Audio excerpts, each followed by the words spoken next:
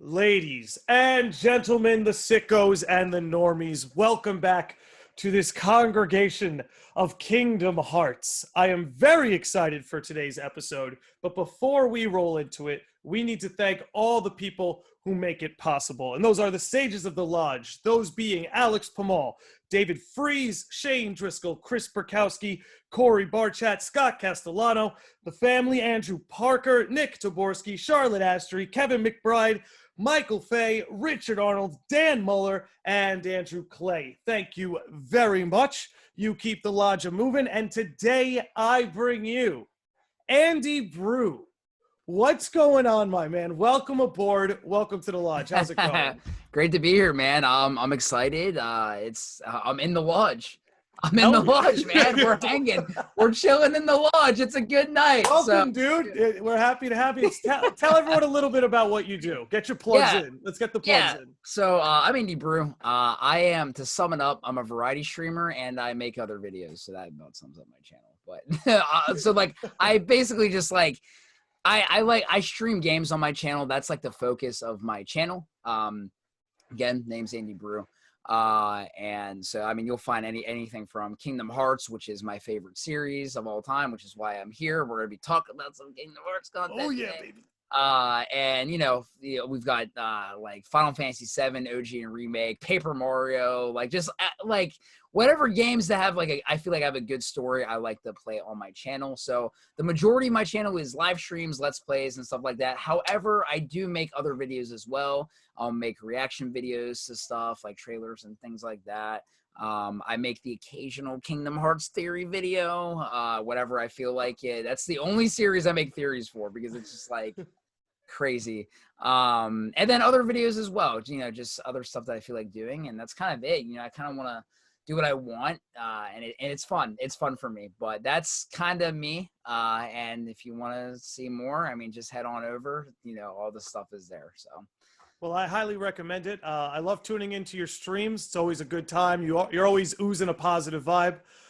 Your theory videos are great. We're going to touch on some of them here today. But before we continue, I actually want to ask you, so what is it about the Kingdom Hearts series that you love so much? Like, what about it brings it up to your favorite series? Yeah, well, so I got hooked on Kingdom Hearts. It's funny. So Kingdom Hearts 1 came out in 2002, I believe. Like OG Vanilla KH1, 2002. And it's funny because my grandma bought the game for me on PlayStation 2 because she saw Donald Duck, Goofy, and Mickey or whatever on the cover. And I was like, oh, it's like, 2002. I was 6 or 7 in 2002. And so she bought the game for me, and I was like, I love Disney. I'll give it a shot. And whenever I played it, I had no idea what I was doing. I've never, that was like 7 years old. That was my first, JRPG experience, action RPG, whatever. And I was like, this is weird. I was stuck on Clayton for, years. God. And then, I got past it whenever I got older because I was smarter. But that's how I got introduced to it, which is funny. And then it's funny, I beat Kingdom Hearts 2 before I beat Kingdom Hearts 1. Because Kingdom Hearts 1 was harder for me. And then I went back, I was like, oh, this makes sense. And then I played Chain of Memories, and I was like, this makes more sense. But, why I love it so much is, dude, the story, dude, for me. I'm a big fan of, this is going to sound really funny. I actually love complex stories. Because I like stories that make you, think and make you connect the dots. Were you a fan of Christopher Nolan's films by chance? Yes. Yeah, yeah. Yes. And so I'm of the same flock. Right. And so I just there's something so satisfying whenever you are, I don't know, for example, I'm just trying to think. I'll give it the example of in Birth by Sleep at the end when Ventus's heart joins with Sora's, and then you make the connection. That's why Roxas looks like Ventus. They don't actually flat out say it, but you make that connection. And in that moment, I'm like, oh, and it's those moments that I love so much. And just the story, it's a very heartwarming series. It has its dark moments, which, for a Disney game, it's surprising, but it's very heartwarming. It's got a lot of positive vibes. I love all the characters. There's so many characters and you get to know like all these characters, and you really get to understand them, and you can relate to a lot of them in a way. And yeah, I love it. Like, I love just the lore behind it. Like, I don't know what it is, but it's just the story and the lore that intrigues me. Like, that's why I play Kingdom Hearts. I love the gameplay.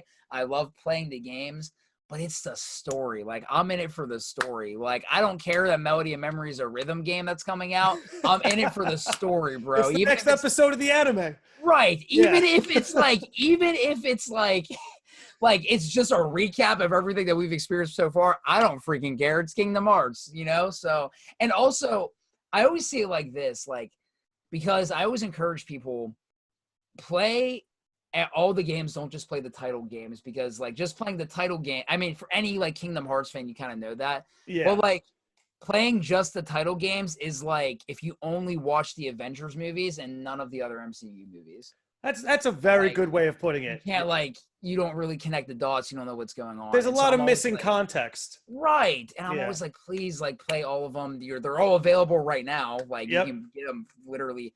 They're free. You can get them on Xbox Game Pass, the whole series for free if you have Game Pass right now. Can you really? Mm-hmm. That's pretty ridiculous. The whole series right now. It's crazy. First time me hearing that. That's cool. But yeah, so I love Kingdom Hearts for the story, to sum it up.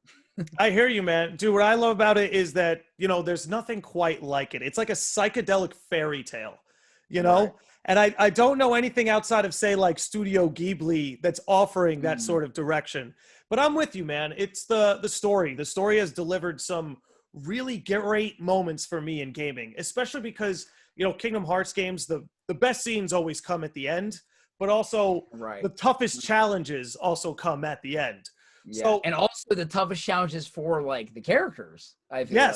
Yeah, no, it all like the candle burns on both ends. Mm-hmm. Right. You know? And then it's like when you die against Ansem for like the 15th time, but then you finally get to him, and then we go into that whole ending cinematic. And they do that with pretty much every game. Like, every game kind of ends with 15 to 30 minutes straight of cut scenes. And it's like, but I'm here for it. I'm here for it. You know what I'm saying? I'm here for it. Those satisfying moments of finally beating those bosses you were stuck on, and then you just get this fully capped finale to close things off. I don't know. It's and just, there's so much. I feel like there's, like, I don't know any other, like, game series out there. I'm sure there's some, but, like, I'm just trying to think, like, that have produced so many, like, theories, and, like, that has been, like, talked of, like the Kingdom Hearts, like, fandom, like, people are talking constantly. There's new theories, like, every week. Dude, it's just crazy. Imagination. It sparks the imagination unlike any other series I've seen before or have seen out there. Because you're right. Because the fan base has no shortage of theories. Like, Kingdom Hearts theory videos, you could fill a whole streaming app full of them. Oh my gosh. There's no really good. You're really good, man. Like, there's no shortage of it. But that's one of the things I love, is that it sparks the imagination of people around the world. And I think it's a very powerful thing, that people put the game down, but they keep thinking it through in their head, and they keep connecting these dots. And, you know, speaking of the story, and, you know, it being one of the main reasons I love it, the main reason that you love it, like, you brought up with that moment where you're able to connect Ventus to Roxas. I felt the very same at the end of Kingdom Hearts 3, where we find out Xigbar was Lushu this whole time. And suddenly it's like 10 years of dots connect in your brain in a single moment. Yeah. And it just... I went back and watched every single Xigbar cutscene after that. It was right in front of us the whole time. The whole time. How long ago was it when a bunch of warriors, the Keyblade War? Xigbar, how do you know about that? Oh, I just know things. Oh, yeah, okay, whatever. Like, especially that scene in Recoded, right? Where he's whatever. I've got my hands full with my own plans. It's like, what does that mean? I literally thought, and I even said this because I streamed Kingdom Hearts 3, like, when it came out on my channel. That was, like, the first game I streamed ever. It was, like, so the quality is terrible. I don't recommend watching it. You can if you want for the reactions and stuff. But literally, whenever, like, we were done fighting Xigbar in the Keyblade Graveyard, I was like, I really thought Xigbar was going to be somebody to, like, betray Xehanort. Oh, no. It's so much crazier than that. So much more than that, yeah. Like, literally, Xehanort, I'm not, like... Like Zigbar played Xehanort the whole time. Oh, like a fiddle, bro. Like a It's fiddle. so crazy. It's so insane. But yeah, Zigbar is great. He's now. I mean, he's probably been one of my favorite like organization members, but now he's definitely like one of my favorite. Dude, he was always my favorite organization member. Honorary mention for Luke Sword, but right, yep, right, I'm the same way. You're on the wave. You're on the wave. Same. So it's like he was already my favorite organization member, but now he's also my favorite foreteller. Right. He keeps winning. You know, he keeps winning, man. It's insane. And it's like, who knows what he's got, like what's left in the tank for him? Because it's something I brought up is like, we don't really know who Lushu is. Because outside of in what we see in back cover, he's always masquerading as someone else, you know? Right. It's going to be interesting to see who he is now that his role is done. Like, what does a Lushu with no role look like? Right. What are any of the foretellers with no role, really?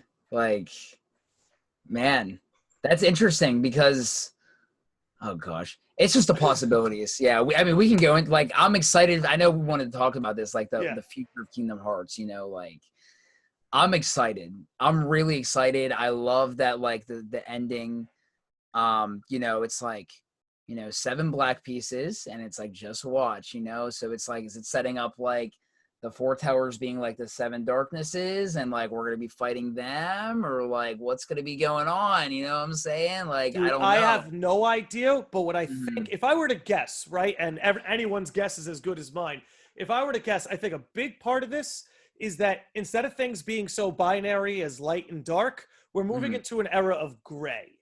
Things are a little bit more morally gray, a little bit more ambiguous. Yeah. Yeah.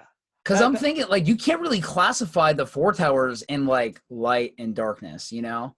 Like, so it's like, that's going to be so interesting because, like, the whole series has been, it's light versus darkness. The 4 tellers actually avoid darkness. They're like, terrified of it, with the exception of Luke, obviously. Right.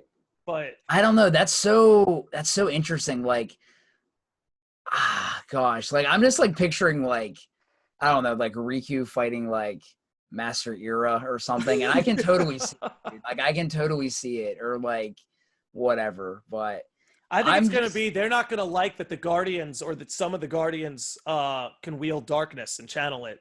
Yeah, I don't think they're gonna be very fond of that. Yeah, like Riku and Terra will probably have like a decent Aqua advantage, too. Yeah, possibly. And well, okay, yeah, Aqua too. Like, that's so, like, okay, that's interesting, right? Because it's like, can Aqua like wield darkness because she was like, because she fell to it? I feel like that's it.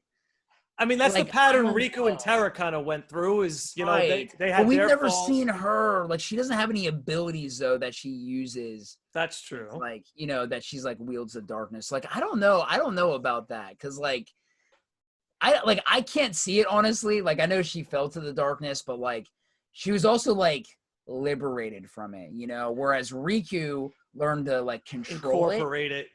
Right. And now that I'm thinking about it, I don't even think, like, besides, you know, in Kingdom Hearts 3 when Terra, like, when the whole Guardian thing happened and he came back, you don't really see like Terra use like dark. I mean, you don't really see Terra fight that much at all in Kingdom Hearts 3, but like, yeah, it's something to think about. Like, we'll I feel have to wait for that Birth by Sleep sequel that they're quasi teasing, right? What a tease.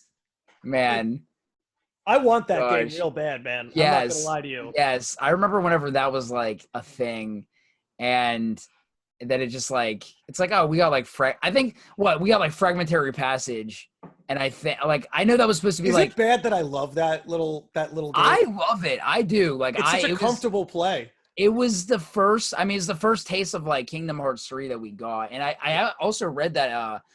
I think it was supposed to be part of the. It was supposed to be the prologue for KH3. Yeah, I think I read that separate thing, which is interesting. But yeah, there's a lot that they can do, and I'm glad they're committing to the idea that every spinoff is going to be canon, no matter what. I've even said that if Sora makes it into Smash, they should find some way. I made a joke about that. I was like, listen, if Sora makes it into Smash, they're going to find some way to make this canon to the whole story. Yeah, like something crazy. Why not? this would be the perfect opportunity for him to be in Smash because it's like, where is Sora? Right? Besides like the final world, but it's like, what really is the final world? It's the realm between like the edges of sleep and death touch. One can't help the occasional crossover, right? But like, is there more to it? He might just venture in. He'll like wake up in like Midgar. I don't know. I'm just thinking of like and it'll be like, oh, Cloud, what's up, man? And then it's like Sora joins the battle. I don't know, but I would not be surprised if they somehow finagled that to make it canon. But then at that point, I'm like, okay, I think that's too much. But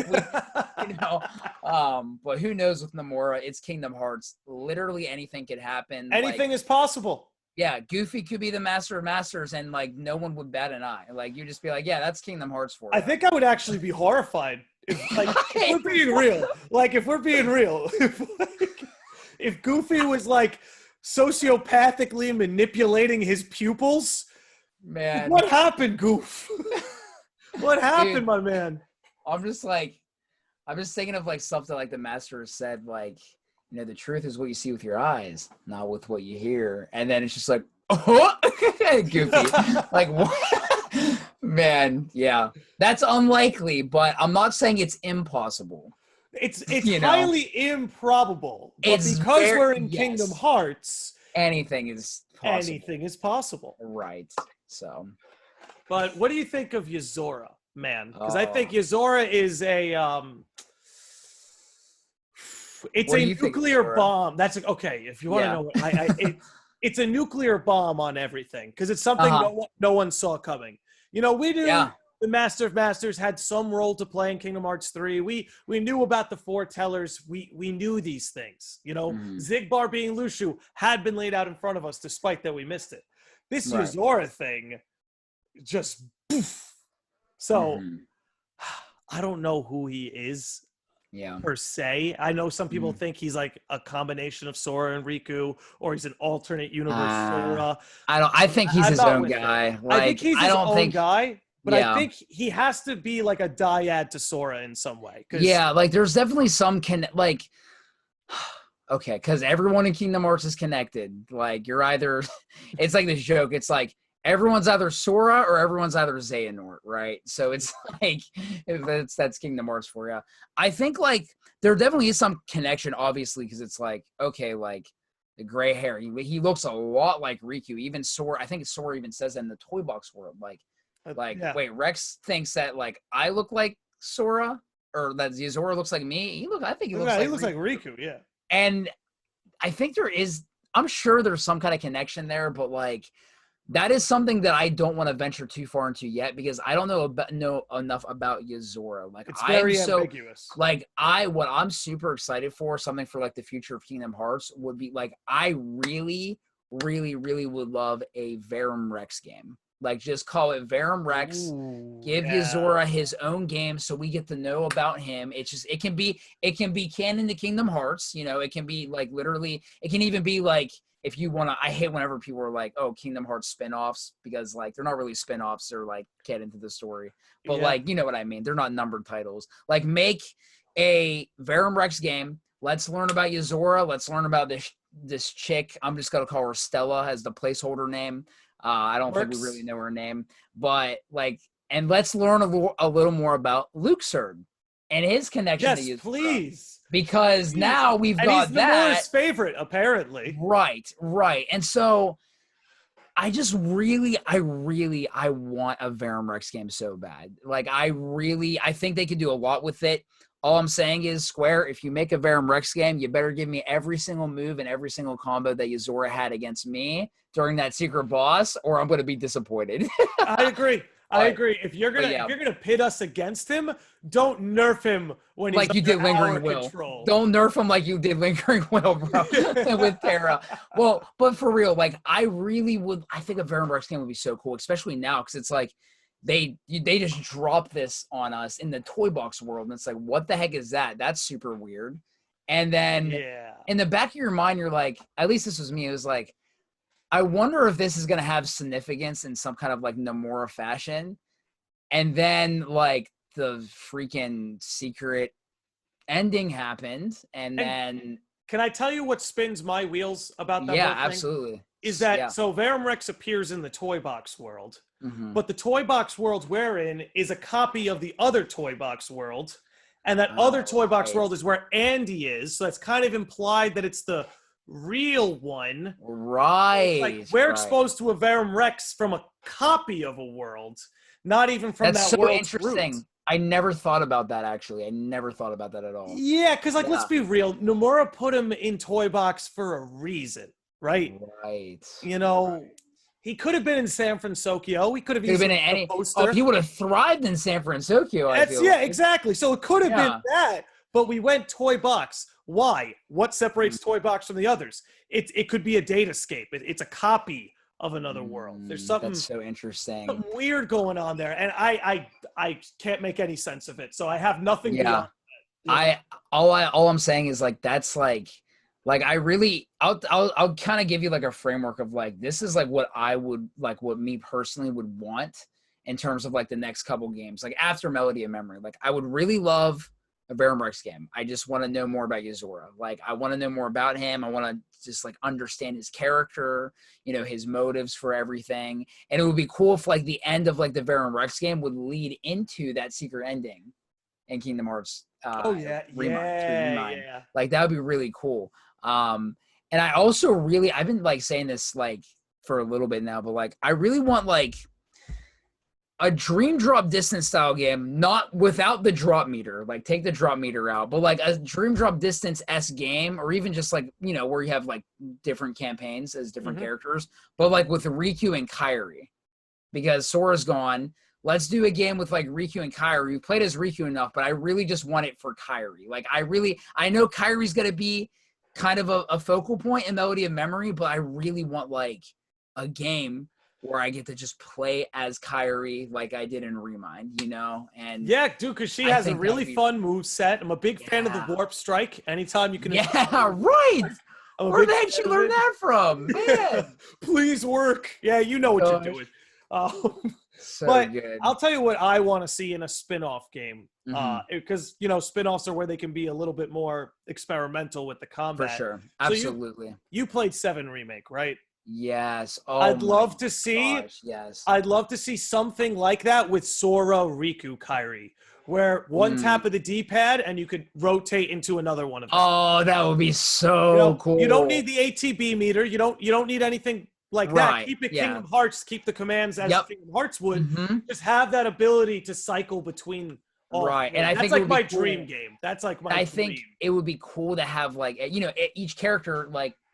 How they did the command system. Some characters have commands that are exclusive to them. So it's like, if I want to use Kairi's Warp Strike, I'm going to switch to Kairi and stuff like that. Or if I need like a magic heavy character, I'm going to switch to Kairi. And I think that would be so cool to like, even with, let's do it doesn't have to be its own game, but like it can literally all be like one game where like you do like you've got Terra, Ven, and Aqua going into the realm of darkness and Remind, right? And so it's like have a style like that, This is like one of we haven't really seen them fight together except like in the Keyblade Graveyard and in Radiant Garden, like that one time. And it would just be cool to have them together fight.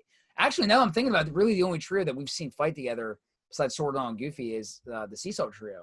Yep. Only ones. That's another thing. Remake Days. Put it on console in Unreal Engine. Unreal Engine might be stretching it, but put it on console and make it multiplayer like it was on the DS, where you can play as all the organization members and you can play it. Like, please. Let me know if you agree with this. Okay. I think that Days was handled so well that. Pretend that every other Kingdom Hearts game didn't exist. Okay. I think Days could just work as its own story. I think the character interactions are so strong and that everybody's character arc is accented so well that really could just be its own story. Yeah. I think I wouldn't even be like opposed to like, all right, if Kingdom Hearts didn't exist and this was the first Kingdom Hearts game, that would be interesting. However, that wouldn't make sense though, because it's like Sora's your main character, and then you're playing as Roxas. So like, exactly. But no, I totally get what you mean. Like I loved the like the gameplay. It was okay. It was kind of like, I'm trying to think. It was kind of like, at least the spells and stuff was like Final Fantasy 8-ish. If you ever played FF8, Yeah. with like you have like quantity of fire magic and a quantity of thunder magic. I don't know how I felt about that, but I loved the story, dude. Like that was actually one of my favorite stories. I think the reason why it's so strong, because it's like, you know, this entire series, one of the main things we're normally doing is we're looking for our friends. We're separated from our friends and we're out to go look for them. Mm-hmm. In Days, we get to see them together. Like we don't just have Destiny Islands in the beginning and then it all goes to shit. Right. And we see these three bond together. We see them meet, you know what I mean? Yeah. Whereas in the other games, they've already met, or the fact they're friends is implied. Yeah. We see these three grow from beginning to end. Together. And there's something very powerful about that. And there's something about that story. It's always attracted me. I think it finds a way to really accent what Kingdom Hearts is talking about through those three characters. Yes, and I think a lot of people would agree with this, but I know a lot of people who like their favorite trio is the Seesaw Trio. Why? Because you got their relationship established at the beginning, and that their whole relationship is fleshed out throughout the entire game. Whereas like with like BBS and like, you know, the Sword Riku and Kairi, like, you know, their friendship is already there. Like we didn't see the start of it. We didn't really see the relationship struggles that they really went through. Well, okay, so in Birth by Sleep, we kind of did a little bit. But, like, in, like, 358, you know, you've got Axel fighting Shion because it's, like, it's just, like, this tension and, like, there's drama in it, but it's not, like, a drama. Like, it's actually, like, a very well, like, fleshed out relation, like, you know, characters. It's a character-driven drama. Yes, I guess and yeah, and it's I love it. Like I just like it's my favorite trio. I know it's a lot of people's favorite trios. Not everybody's, but it's a lot of people's favorite trios. It's hard for me to pick a favorite trio. What I will say, of all the trio reunions we got in Kingdom Hearts 3, in fact, of all the reunions in general, their reunion struck me the most. Like I felt, for me, and maybe it's also because the other Promise is such a banger, and it's like my favorite song. The way that they timed like the OST with like them like panning to Roxas's face. It's so good, dude. Such a hype moment, dude. Oh my gosh, so freaking good. Yeah, man. It's too good. And that's the thing, there's many moments like that waiting for us in the future. So here's another question I want to ask you. Do we get an identity reveal in Melody of Memory? Are we going to find out who the master is yet, or are we going to be teased and or misled? Right. What happens here? Man, this is so interesting because it's like I want to know who he is, you know. I think there's no coincidence that this game is called Kingdom Hearts Melody of Memory, and we have the Master of Masters. So we've got Kingdom Hearts Mom, and we've got the Mom. So that's not a coincidence. I wouldn't be surprised if we got the reveal in Melody of Memory. I feel like it'd be weird to have the reveal in like a rhythm game, because like, but like also I don't know how much story this is gonna get packed into it. Like how much new story. You know, I know we're going through like... I don't think it's going to be a lot. I think we'll maybe get 15 to 20 minutes of cutscenes. That's right. Yes. And so I don't really know. Like I think it's going to be a big tease. Like Kairi's going to like see the Master of Masters or something. He's going to take off his hood and then it's going to cut to her like... And she's going to bug out. She's going to bug out because it's going to be Sora. Because it's gonna be Sora, bro. Oh my goodness. That's who I think it's gonna be. I think for an establishment, I think the Master of Masters is the being of light opposed to darkness. Yes, and I watched your video and I loved it. I just want to punch in. Yeah, go for it. What if we're both right? And what if this quote unquote light has possessed Sora or an alternate Sora the way darkness is going around possessing vessels as well? Oh, okay. What if something like that is going on? That's so interesting. Yeah, and this is what I guess we're talking about. Where we're like, there's so many possibilities that something as twisted as this is even plausible. But right, I think what's making the future of Kingdom Hearts so fun is that we all get to play detective along the way. Like, there's so many mysteries. Union Cross for like years was literally a giant game of Clue. That's what it was.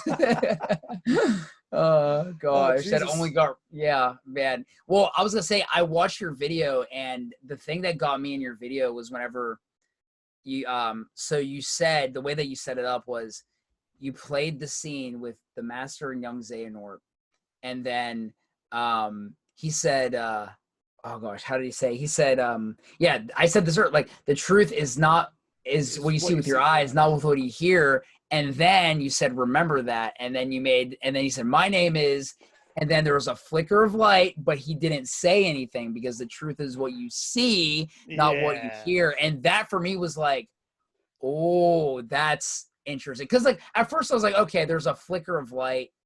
But like what else kind of thing. And then when you said, cause that's what I was thinking the whole time.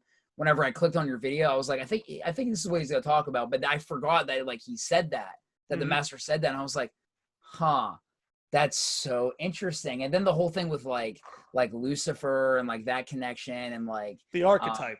Yes, and like like we've got darkness in Union Cross. Where's the counterpart? Like, is there a light? Is that the Master? You know, and what I was thinking of, because you also I think brought this up in your video of how like, you know, the cloak wards off darkness. What if it's not darkness in general? What if he's literally warding off like darkness? Yeah, dude. And like if you have it on, darkness can't track you. There's no way for darkness as the being, right? Like the being of darkness. So that was something that I was thinking of, because he's like, I'm too much of a scaredy cat to take mine off, you know. And like, who else would he be scared of? Who would the Master of Masters be afraid of? Right, the darkness. That's so interesting. I love it. So, but now let's paint into what you were getting at with him being some version of Sora. So here we have Melody of Memory, and who's at the center of Melody of Memory? We have Kairi. Kairi. Why Kairi? What tie could Kairi possibly have to the Master of Masters? Exactly. Like that's like, help me out here. Where's the you know? Yeah. And so this is, it's just like, dude, I'm like, so like, I'm probably gonna sound obnoxious for saying this, but I'm so I'm like 80 to 90% convinced it could be Sora, because like, it definitely could be. Like it 100% could be. I think there's like, here, I'll be real. There's way more build up to it being like Sora as opposed to like if it was Demyx. You know, it's not Demyx. Like, it's not Demyx. Like, it's not him. I will, like, if I'm wrong, I'll take the L. Yeah, if I'm wrong, I'll take the L. But I don't like, dude. At the end, like, the Master and back cover said, maybe I'll never disappear. I don't know if I'm going to disappear or not. And Sora disappears at the end of Kingdom Hearts 3. You know, it's like, and they both ended up in the same place. Right, and like. Just like the whole thing with, so this is a video that I made a long time, like a year ago maybe, but it was like, what's like Ava's connection to Kairi kind of thing. And so like the video I made was like, to put it short, like, okay, maybe like Ava is like a version of Kairi. And like the reasoning that I had behind that was like, all right, so like Ava didn't show up at the Keyblade Graver with the rest of them. And Kairi got basically killed in Kingdom Hearts 3. Yeah, and so like, and in order to like time travel, if they did time travel, I'm not saying they did, but I'm saying if the Four Towers did time travel or something, you've got to have a version of yourself when you leave, at the place you leave, and at the destination. So Ava wasn't there because there's no version of herself that existed. And that's assuming, but that is also because there's a lot of like holes in this, because you got to assume like, okay, this only works if like it takes place right after the Keyblade War before Sora saves Kairi, right? Mm-hmm. So there's like a lot that like doesn't work out with that.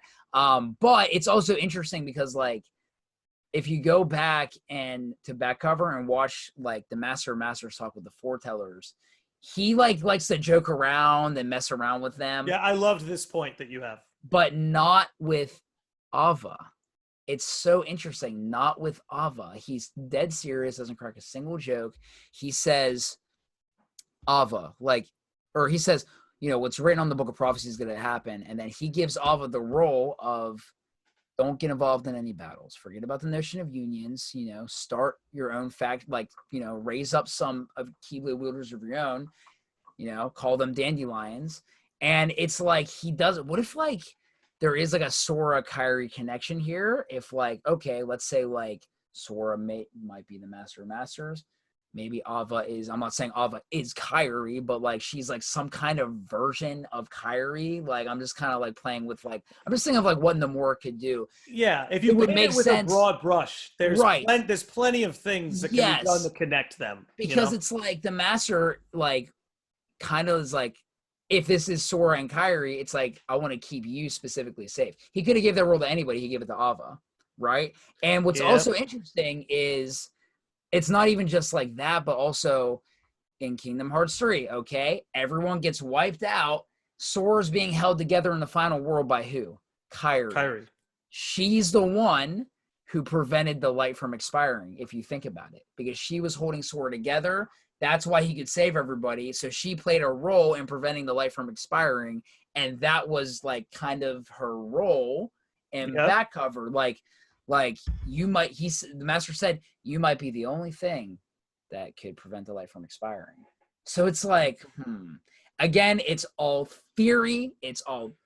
I'm not. Yeah, but I think what you're seeing at the very least is the recognition of an archetype. It's like maybe Kairi and Ava aren't connected by blood, but maybe they're connected by fate. Like their pattern of being is the same.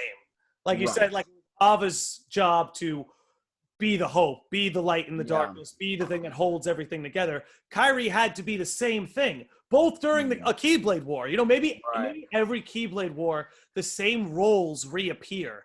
And maybe the role that Ava played in that Keyblade War is similar to the role Kairi's playing in this. Yes. Something like that, you know? So interesting.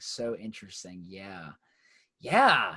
Like, yeah, and it's just like, you know, again, in Kingdom Hearts Melody of Memory, Kairi is like kind of is a focal point, and it's called Melody of Memory. So like, is there a Kairi mom thing going to be going on? Like, you know, it's interesting. It's really interesting to think about, and that's why I'm so excited for Melody of Memory. I know it's a rhythm game, but like, Kingdom Hearts has some of the best video game music of all time. It's always been its strength. This game is actually long overdue.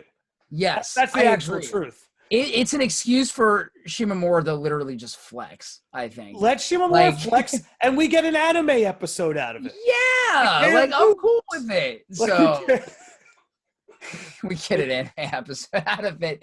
Well, but it's also going to be cool. Like, we're actually going to get like backstory of Kairi as a child. And with all of that, you know, and like, because we don't know, like, really what happened. Like, how she really ended up. We know she's from Radiant Garden, but, like, how she really ended up on the island. And then her being, like, in the Ark, which was, like, a thing that was just kind of there in Kingdom Hearts 1. And then, like, freaking hundreds of years later, Nomura's like, all right, we're going to throw this in Union Cross and make this relevant. All these freaking years later. Right. Maybe I missed something in the secret reports, but have they explained what tipped Apprentice Xehanort off to Kairi? Like, what made him notice her? Like, how did he know? I think it might be in the secret report somewhere. I don't think there's anything in there on that. Right? Like, maybe that's something we figure out too. Like, what gave Kairi up? You know? That's also interesting because it's like, that's why I'm like, again, that's why I'm so excited for this, because it's like, like Xehanort, like, did something with Kairi, like, and I don't know, like, it's like, it's so crazy. I'm trying to like formulate my thoughts. I'm wondering if it's something as simple as, You know how when Terra went to Destiny Islands and he saw Riku, he kind of just Right. saw he was destined for the Keyblade. He could just Mhm. sense it in him. Maybe because Right. this takes place after Aqua bequeathed Kairi, that Xehanort, a Keyblade wielder, was just maybe able to sense that in some way. Mm. I don't know. I'm Or more specific than that, but it maybe. could even play into like the whole like Xehanort's foresight of like, okay, Kairi, because we have to remember she's also a Princess of Heart, Yep. right? And so like it's like I feel like like one of the plans to forge the Keyblade, 7 pure hearts, 7 princesses of heart, like in Kingdom Hearts 1 kind of thing. I mean, I know it was like It was the plan B in Kingdom Hearts 3. right. And so like, it's this, but it's this thing in Kingdom Hearts 1 for like the keyhole, but also, there's always much more to it than you think. But it's like, okay, maybe Xehanort, this was like his plan, send Kairi to Destiny Island so she meets Sora and Riku, befriends them, so he can set up like his plan to forge the Keyblade to accomplish his goal. Yeah, he was almost like hand picking the Guardians in a way. Yeah. Maybe setting them in motion. Let me ask you, because there's something that I feel like we're all ignoring. Okay. How much does Yen Sid know? Because I feel like he was toying with Sora through all of Kingdom Hearts 3. Like, really? It seemed to me like he kind of knew where Sora had to go and where this was going. Because there were even times like it would just cut to him. I remember one specific time, I can't remember where exactly, but it cuts to Yen Sid after Sora says something naive. And, really? Yeah, and his naivety is what made him recklessly use the power of waking in the first place. And it just cuts to Yen Sid, who kind of just smirks like, yep, that's the Sora I'm banking on. So I have to wonder how much he knows, man. Like, there's a story to be told with Yen Sid. The Keyblade Master who gave it up, he walked away. Like, Yen Sid walked away. He was alongside, at one point, Ericus and Xehanort. Like, he was their colleague. But then he walked away, and I'm like, what happened there? There's an untold story. Do you think we're going to see Yen Sid in Dark Rib? I hope so. I really do. I think that makes it infinitely more interesting. Yeah. I think, Kingdom Hearts can be a little, quote unquote, volatile in a sense where it's like the Disney worlds we explore throughout the journey, we have to maintain the world order so they don't play too big of a role in the plot. They're kind of happening on the periphery. But when you look at the Disney characters like Mickey, Donald, Goofy, Chip, Dale, Yen Sid, Merlin, they're in the thick of the plot. You know what I mean? Right. And I think maybe we're not giving Yen Sid enough credit. Maybe there's a role he's playing here that, maybe he's playing a little 4D chess too. I don't know. I kind of get that feeling from him. I need to like captain of the ship. Right. I need to go back and like rewatch like some Yen Sid stuff, because now I'm like genuinely curious, because I kind of always thought like, all right, is Yen Sid ever going to get out of his chair? And he did. Yeah. Like, that was like big, right? Like, he just went full on Moses in the Keyblade War. But like, dude, yeah, I think you're on to something with that for sure. Like, I think he does know a lot. I don't know if he knows as much as like Xehanort knew. Yeah, he doesn't have time travel. Xehanort right. For him. But it's so interesting because I do remember like Xehanort's like, I think it was Xehanort's reconstruction caught him off guard, and then he was like, we got to get Sora and Riku, take the Mark of Mastery, and then he fell for Xehanort's trap. That's how you know Xehanort was one step ahead of Yen Sid. Right. Yeah, but it is interesting because like I'm wondering if like there is a deeper story to be told with Yen Sid, in the sense of like, what if he like has like a really tragic story of like using the power of waking, and then something tragic happened to someone he was close with because of it. Yeah. And so he walked away from the Keyblade. Or maybe somebody used it on him. Or that. Yeah. Yeah. Like the power of waking is so like, it's like I don't actually know how powerful this power really is. It's like we know a little bit, but like I feel like you can do so much more. with the power of waking, and I feel like we're gonna get into. We might get into that more. We might not. Like I don't know. You know But what I think of a lot is Zig. We'll call him Lushu. Lushu's line in Olympus at the start of Kingdom Hearts 3, where he's like, "I don't," and I'm gonna paraphrase it, but it's like, I don't know where you're admire. going. You think you know where I'm going? I don't admire one guy leaping into danger if it just means someone else has to leap in to save him. It's like you're all just lining up to lose out. And like, remember, this is Lushu, who this is Lushu. He's a step ahead of everybody. Yes. So he's out here like, Sora, you're just gonna leap into danger, and then your friends are just gonna come have to help you. Right. You're all just lining up to lose out. So do you think that he's speaking from experience? Oh, that's a good question, Andy Bru. That's a good question. Is he speaking? Because he's like, what if like maybe he didn't do it, but what if like there's somebody else who like also like, that he was like that he might have known that like used the power of waking. I'm sure he like before because he's been around for a long time. Yeah, so. For sure. Like he's definitely either like used it or like he's seen it, but like because that makes me wonder. Like, do you think he's speaking from experience? Maybe he's talking about Ava. Right. And maybe Ava's someone we're gonna need to rescue. Like maybe Ava is trapped somewhere. You know what I mean? Yeah. And now someone has to leap in to save her. You know what's interesting? This like thought didn't occur to me until I was talking with Steph about this, but like we never actually. I just want to shout out Steph. He is the one who got this together. Steph Cast, my dude. Steph Cast. Check him out on YouTube. He's Absolutely. the man. He's the man. Yeah. Well, whenever I was it's just something to think about. Like, we never actually saw the conclusion to the clash between like Ava and Lushu. You know what I'm talking about in Union Cross? Yeah, the one that ignited the war. Yeah, we know they're both we know Lushu's okay. And we see Ava, but it's like now that we know that darkness is going around masquerading itself as Ava, it's like, was this really Ava the whole time, or was this darkness masquerading as Ava? Maybe Lushu like knocked her out cold, and that gave darkness a willing vessel or something. I don't know. Oh, okay. That's interesting. No, keep going on that. But like that you would think so, right? Because you're right. We never see the aftermath of that Lushu-Ava clash. We know Lushu's okay. But then again, he did say, I guess Ava didn't make it after all. I guess Ava didn't. Maybe when he was saying she had a role to play, he wasn't talking about the role the master gave her. Maybe he was talking about what's going on with darkness. Maybe Lushu is like a sleeper pill for darkness, like a sleeper agent. Huh. And he's going to turn on the man. I don't know. I'm ready. This is the thing about Kingdom Hearts is we could go in a million directions, and we might be nowhere near the bullseye. But I'm just spitballing here. I don't know. What do you think? Like, okay, I feel like I can't even ask this question. It's like we actually don't know. But it's like I want to know the master's motives. Like, what do you think? Like, is the master's deal with everything going on?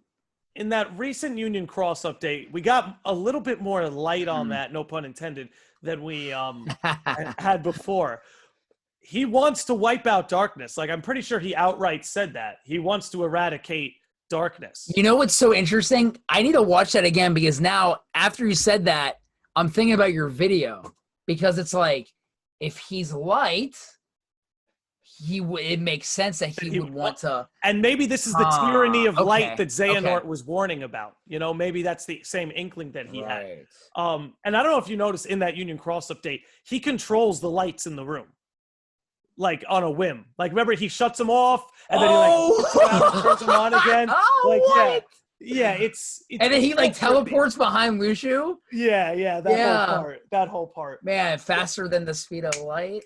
Exactly. So it's like, I don't know, man. This could go in a million directions. It's one of the look. We're talking about why you could be excited as a Kingdom Hearts fan for the future. This is why. Because there's so much to look forward to. I think the series, honestly, if you ask me, like Kingdom Hearts 3, it was like.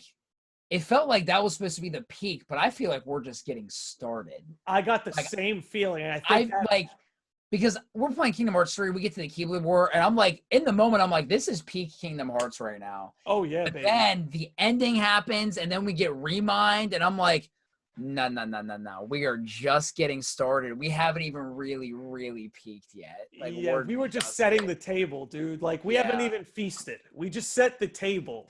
Yep. So good. And so here's another question. What do you think, like, when the master, I can't remember if you talked about this in the video that you made, but what do you think, like, the master means when he says, like, I suppose we can't let, like, false light, dictate, like, that'd be a pretty lousy move. What's your thought on that? Because I've got nothing on that, and I am just curious on what you have to say.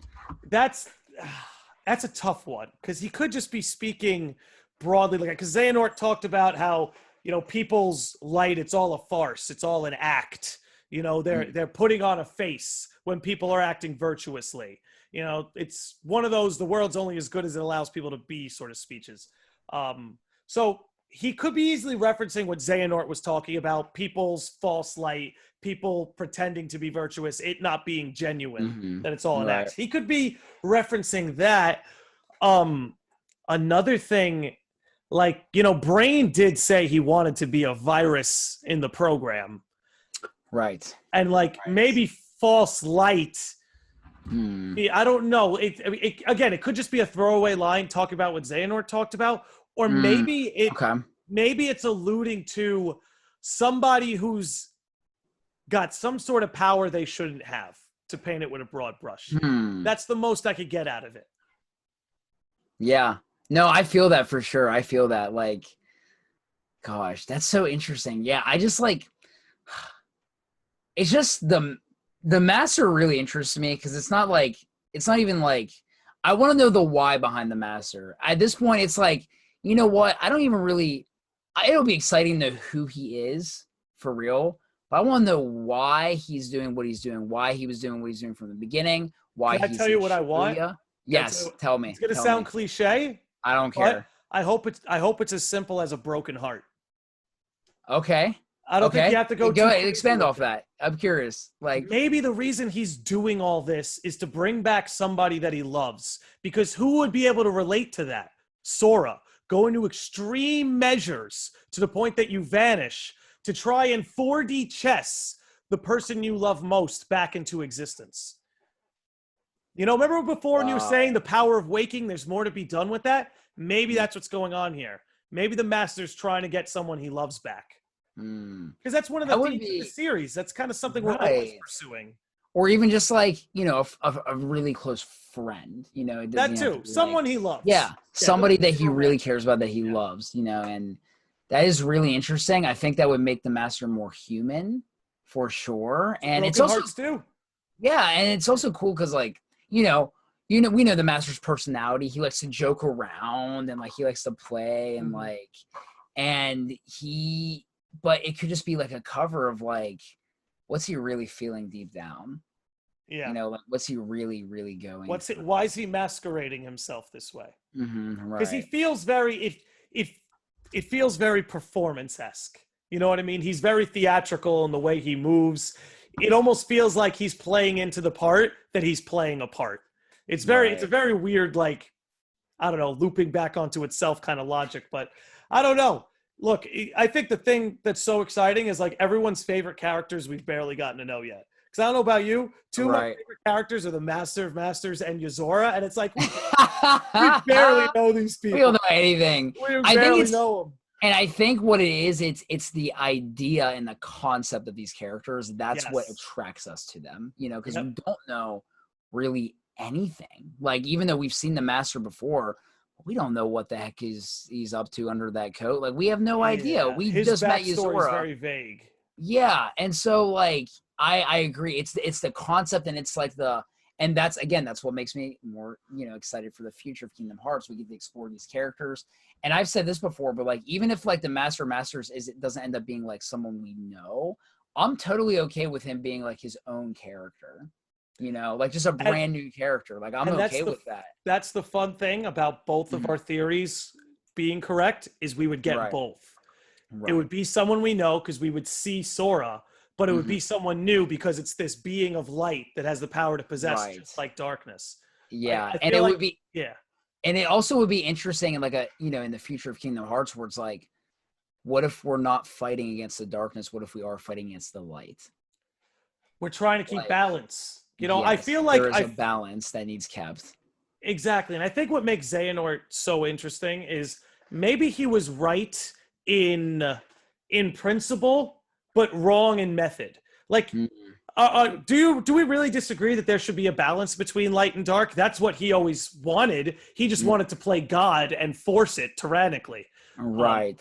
So it's like that method is incorrect. But the idea that you would want light and dark balanced, I don't know. I agree with that sentiment. I think that's along the right lines. And I think what we might see now is that there's an imbalance of light, and maybe right. That's interesting. That's interesting. Yeah. I mean, we've got we've got the Guardians of Light after Keyblade War. We're good. There's very heavy on the light side. We need some darkness to balance that out. And I always thought that'd be a cool concept. Like, yeah, what if we did fight? Like, what if we were going up against like the light? Like, whoa. Well, think of like archetypically, like light is usually associated with order and darkness is associated with chaos. That's why, like in Kingdom Hearts 2, when they're like, well, why do you fear the darkness? And Riku straight up was like, we're scared of who's lurking inside it. That chaos, that unpredictable element.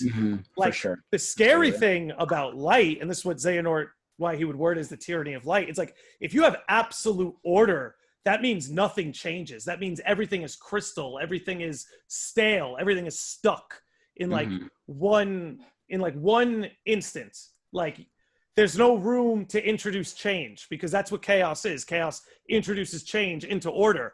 And if you have all order, then it's just tyranny. And if you have all chaos, then it's just anarchy.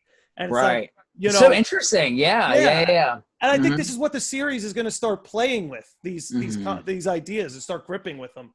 It's why I'm excited for the future. Yeah, I'm for it. I can't wait for, Melody of Memory comes out literally middle of November, I think. Like 6 weeks. Like 6 weeks. That's insane. And like, and then just to see, I'm excited for it, but like, man, I really believe we're going to get a Verum Rex game. Like, I want it. I think it can happen. Dude, the Osaka team got a lot bigger.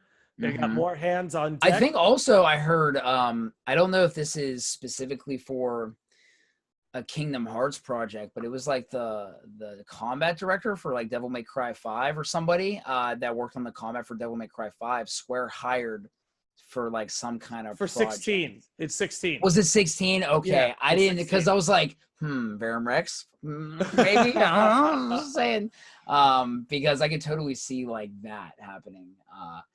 But yeah, like, I mean, long story short, there's so much to talk about with Kingdom Hearts. I feel like we just like scratched the surface. We only scratched the surface, man. Yeah, it's so we didn't even touch on the black box. But we're coming up on an hour, so I do want to start wrapping this up. But I want you to get your plugins again. Let people know what you got going on, where they can find you, and we'll wrap this up. Yeah. So I'm just Andy Bru on YouTube. ANDYBRU. Andy Bru. That's me on YouTube. And yeah, you can just find me on YouTube. I also stream on Twitch. So when I stream, I use Restream. At least I've been using Restream lately. It's a website where I can like multi-stream on YouTube and Twitch. So it's like, I'm just twitch.tv Andy Bru 48 on Twitch. And then just Andy Bru on YouTube. But basically I do that because it's like some people like watching on YouTube, some like watching on Twitch. Let's just stream them both. Just stream them both. Yeah, just stream them both. And so my plans right now, I'm finishing Paper Mario this week. I'm loving it. And then Crash Bandicoot. I'm also like, I'm a huge. I'm hyped for that. I'm hyped to watch you rip that. So I'm going to be doing Crash 4 when that comes out. And that's going to be probably the big chunk of October. And then of course, Melody of Memory, I'll be trying to stream. You know, I don't know how like copyright's going to work with all that, with the music, but we'll figure it out. We'll figure it out. And yeah, and that's just what I plan on doing within the next couple of months. And I also like kind of will like do like some like smaller like indie games like every once in a while. Like I plan on playing Firewatch in October. I don't know if y'all ever heard of it, but it's like a game that my buddy recommended me. He was like, dude, if you love story, you'll love this game. It's like a 3-hour game. I was like, okay, I'll play it. Yeah. but yeah, so like I'm just gonna be streaming a lot. I'm gonna be making just like I'm gonna try, like I want to make some more. I make like these like tribute videos on my channel for like Kingdom Hearts Those characters. are incredible, Um, by the way. and I have so much fun making them, and I have ideas for like a couple more that I want to do, but they're very time consuming. And so I only like make them when it's like, okay, I have free time. Let's just put some stuff together, see what happens. And I really like focus, like I make these videos. I like to tell a story with those videos, specifically like the character story. And because I feel like, especially the villains, there's a deeper story to be told with them, who they are, and like what they're about. Tragedy is very compelling. Yes. And so, yeah, so I do everything on my channel, so, if you want to come hang, I'll be there. Sometimes I'll be live, sometimes I won't. But yeah, that's me, Andy Bru on YouTube, Andy Bru 48 on Twitch. And yeah, that's just kind of what you can expect from me within the next like couple of months. But yeah. There we go.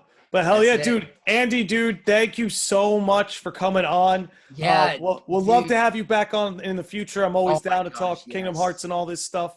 Absolutely. And Landy, again, thank you for having me here. This is so fun. Like I love it's a stuff great like time. this. It's so great. Yeah, dude. And another shout out to Steph who brought us together. Lots of love to you, Steph. Thank you again. Big shout out to the Sages of the Lodge, all of you listening, and Sages of the Lodge. Sages of the Lodge. I love it. We will see you on the next one.